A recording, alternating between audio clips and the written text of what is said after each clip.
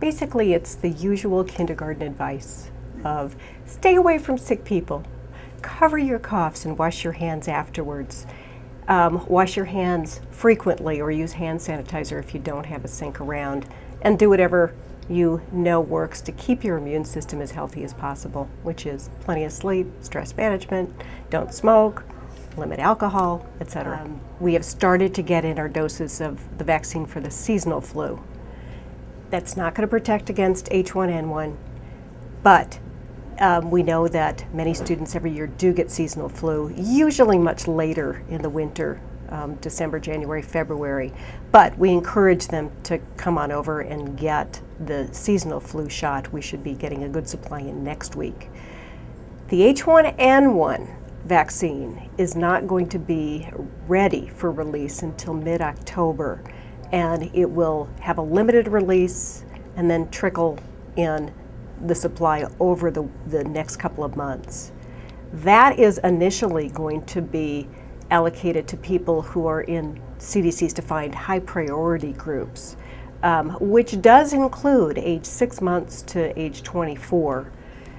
Primarily, we're advising people to self-isolate and self-care.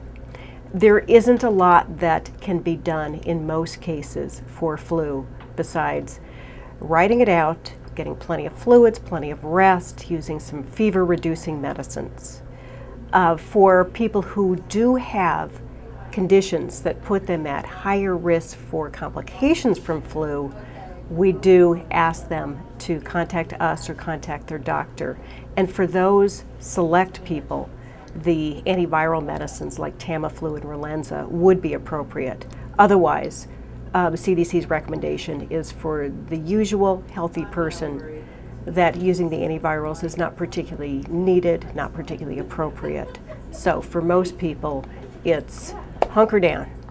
And we are asking people to self-isolate until they are fever-free and doing much better for 24 hours.